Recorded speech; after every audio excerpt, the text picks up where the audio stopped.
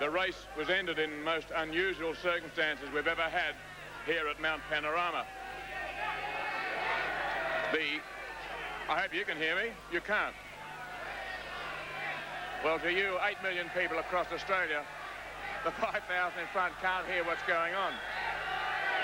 And you may not be able to hear what's going on, but I was about to say that the news from Bathurst is that we've had Kevin Bartlett taken to Bathurst Hospital to check on the hip. And as far as we know, that's the only injury. Bob Morris is shocked and maybe has a bruised knee. Otherwise, it looks pretty good from that great shambles of the accident up there. I'd like to be able to announce to the crowd, they're giving me a bad time, but because of the unusual nature of the finish, and if we could have these wires connected, it'll make things a lot easier, the officials announce the places except for the outright first. That is known, that is clear. And rather than risk it without the crowd hearing, I'd like to hold off for a few seconds so we can try and see if we can get the people with the public address system to do it. Can you hear me down there now?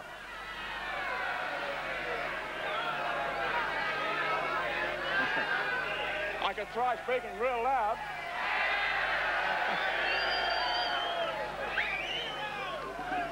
All right, now you people back in your television sets, turn the volume down. I'm going to try and talk loudly. We'll try and get it fixed, but let me tell you this.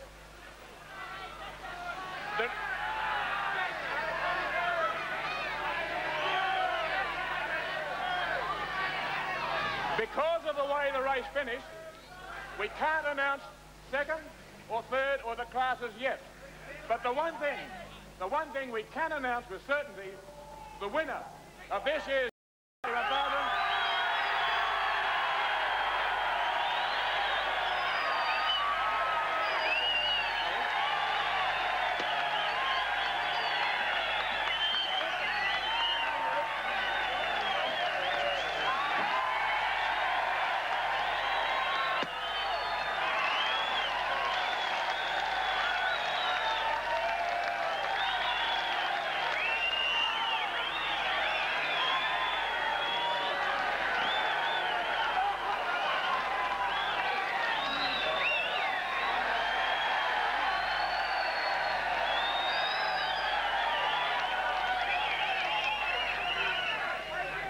What you might call a popular win. I didn't even announce the names. I think you know that they're Dick Johnson and John French. And before we hear from them, let me call upon to make the presentation the chairman of James Hardie Industries, Mr. John Reed, to make the presentation.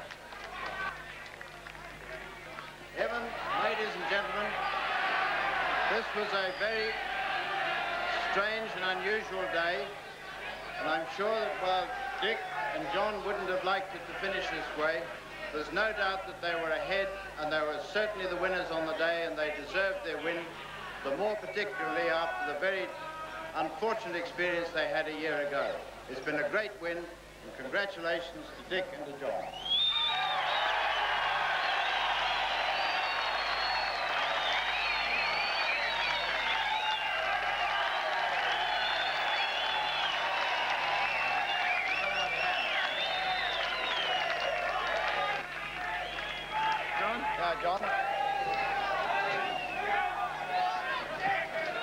John, Mr. Mayor, ladies and gentlemen, I tell you what, we worked very, very hard for this. It's just a shame that it had to happen in such a way that it never got right to the very finish. But, however, at least we made some impression in the last 20 laps or so, and I really think that the car possibly would have made it to the end because we had no problems at all. Everything was really cruising well. The old Ford, she never stopped.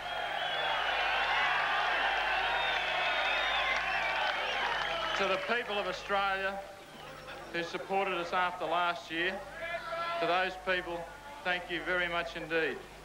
Because without your support, we wouldn't have made it. And the people that really help us throughout the year, the people that help us, like Palmer Tube Mills, our sponsors, also the people from Queensland, the Ford dealers from Queensland, because everyone in Queensland loves a Ford, and I'm sure that everyone in Australia loves a Ford.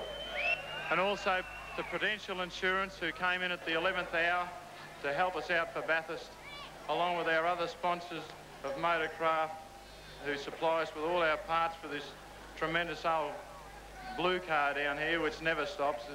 It's finished every race that it's run in so far this year, and I know damn well it would have finished this one. And also to Valvoline, who supply us with all the good oils, because their products are absolutely fabulous. We've had absolutely no problem with them at all. And to the Bank of Queensland and TAA, who fly us all around the place, have done a tremendous job, because we've just support them where they support us. And also to our friends from Roe Valley Wines, who have been so good to make us this tremendous support, which I'm sure you'll all love to own one, because they're very cheap. They're only $10. And also to the people in Queensland, like the guys that do all the machining on my engines and things like that, to Brian Schuster, to Ronnie Richards, to Ivan Ty, to all those guys that have helped us, thanks very much. And last but not least, my little old fat friend here, Frenchie. He does a tremendous job.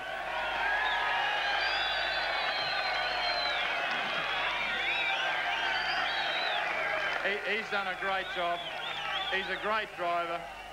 He's not only a driver, but he's a racer. Because how could you be 101 not out and still race a car as quickly as he does? But also to the boys, to Roy, right from Roy right down the line to all the other boys in our team, who majority of them are just voluntary workers. They just do it because they enjoy it. But Roy is the only guy paid, and I'd like to say thanks to all those guys. We'll sure look after you. Thank you very much. Here's John. He'd love to say something.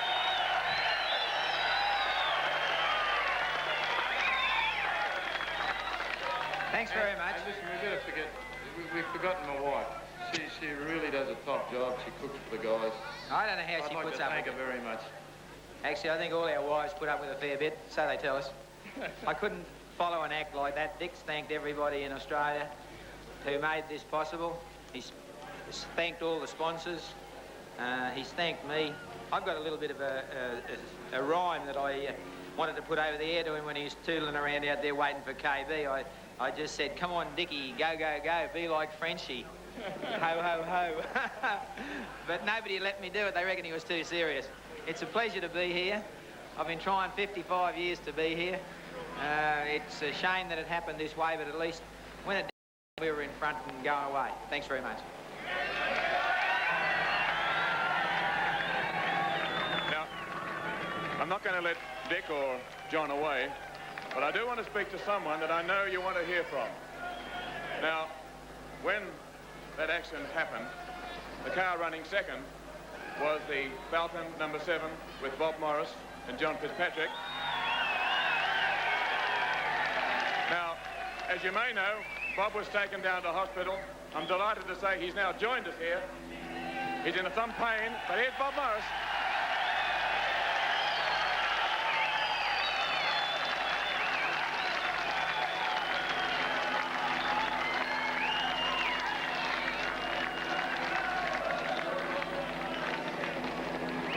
You'll understand, Bob doesn't feel he can talk now, but it was a great drive by Bobby Morris in that new Falcon. John Fitzpatrick, the great co-driver, almost on the same scale as the man from Prudential. Come back. Really, if you watched the race at all, the two young chargers went out and ruined the cars, and they left the old fellow like Fitz and myself to carry them home. Cars. Now, I was trying to make an announcement before the system was working here. I think the people at home on television heard, but maybe you didn't. Because of the rules of motor racing, we can't as yet officially announce second, third, and all the class wins. But that will be confirmed a little later on, so we can't do it at this stage. So I was trying to say that earlier on, and you people down there couldn't hear. The good news also from the hospital is that while Kevin Bartlett was taken here to check on the hip that he may have injured, the hip you may recall that he hurt in an accident many years ago, other people are okay. We were worried about Bobby Morris, but Bob is back here. He's in a state of shock, which is why the warm coat, but he says he's okay, and I'm sure you'll all agree that's good news.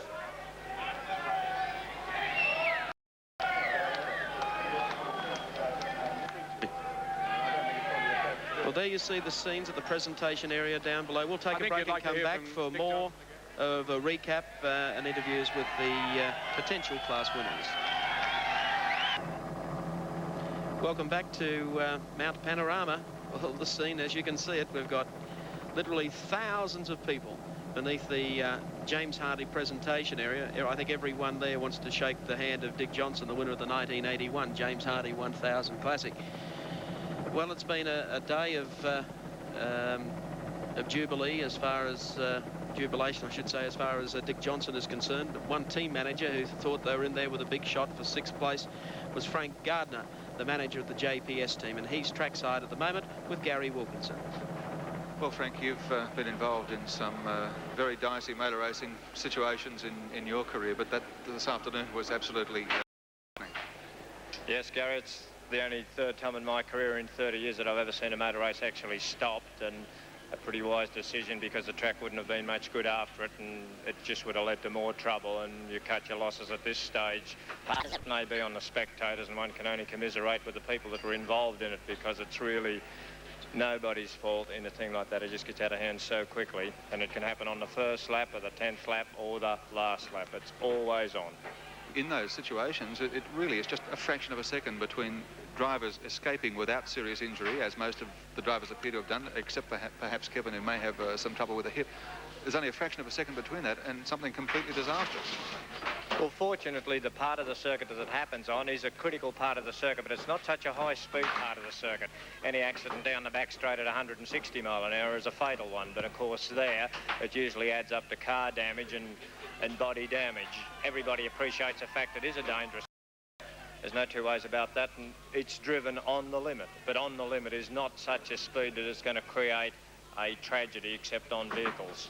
It was an unfortunate situation for the JPS BMW, because despite a few little dramas with Alan and even with David Hobbs, you were in good shape. No, we'd seen ourselves in 3rd spot in the early part of the race. Then we'd slowly, we'd lost 12 laps, fell back to 26th place and worked our way back up to 6th place again by the time the accident came. And I suppose we looked like we'd inherit a few other places as time went on, but it's only fair that I suppose Gricey should visit the sand, because Johnny Smith, his co-driver last year, when in 2nd position, wound in the bunker, as they say in golf, and I think Gricey beat him in there by about 5 feet. Okay, Frank, well, thanks very much for joining us. Frank Gardner, a man who knows the dangers of motor racing and knows that the wise decision was made, and was one of the people that was happy to see the race been halted and a result declared. Now, I also have Fred Gibson here with me at the moment, so I might have a quick word with him while we have the opportunity, because Fred, Christine was involved in that altercation, and when you got the news, I mean, you really must have, your hair must have stood on end. Yes, Gary, it was a pretty nasty sort of move, I suppose, but the thing is, when you build a race car these days, you build them very strong. Had a good roll cage in it, so I was quite sort of, you know, happy in my own mind that nothing was going to be wrong with it, really. So, but it was a nasty accident, really. One that's really stopped the race the first time, hasn't it? Now, where is Christine at the moment? She's up laying down. She's quite all right. She's got a bit of a sore chest. Nothing serious at all. Had a doctor look at her. She's okay. Has she been able to give you some coherent account of what occurred? Oh, well, I think we could say that her and Bobby Morris had a bit of a coming together. And she, like Bob's given her a touch on the tail, and she's gone around, had a lose. I think that's when the camera catches it then happening from there. And Bob's gone into the front of her and around the side of her and brought the whole field down. Just an unfortunate incident, really, I think. Well, I think Christine and all the other drivers involved have been very lucky under the circumstances. Yes, I think so. Being such a big accident and such a high speed you're doing there, Gary, so you'll be doing 120 mile an hour, I suppose, there. You're flat in 3rd gear in a Falcon, which is fairly quick in a big car, and when something like that happens and so you're in half a spin or something, or a loser we call it, you can't do much about it but hang on and hope for the best. Well, Christine's one of our favourite motor racing ladies, and we're just thankful that she's okay. Thanks very much, Gary. Fred Gibson, thank you very much. And that's just a part of the drama that continues here at Mount Panorama, and we're going to continue to bring it to you as it unfolds when we return after this.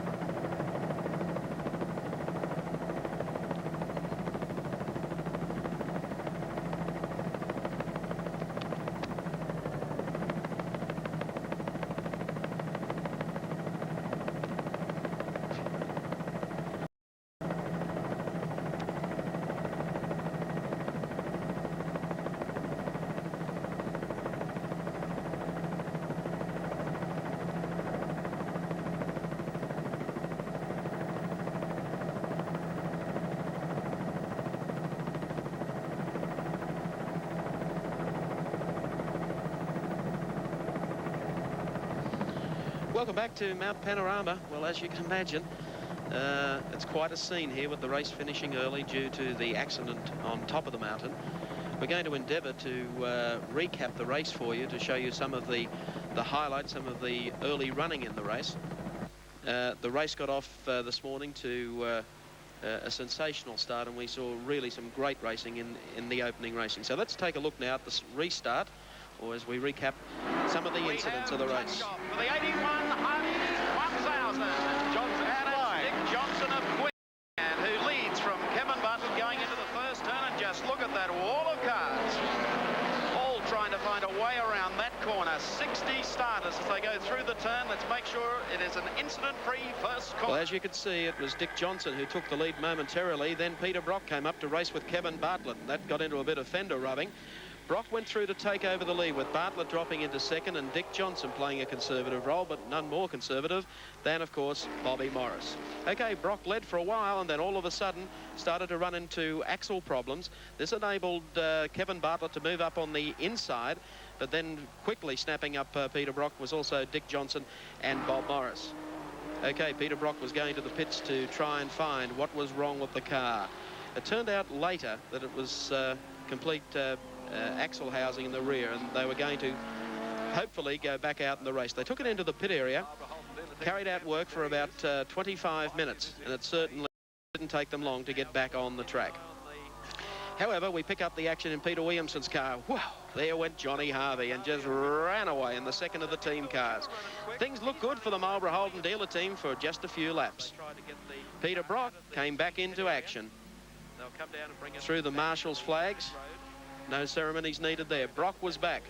So we had two Marlborough Holden dealer team Commodores out in the race. Kevin Bartlett, though, had already run foul of another driver up on the top of the mountain while leading the race, and was forced to pit with a front wheel crushed, brake lines torn from the machine. He went into the pits and there was frantic activity trying to get Bartlett out and racing, but they didn't realise the extent of the damage. It was to take them almost 30 minutes before they made it back onto the track.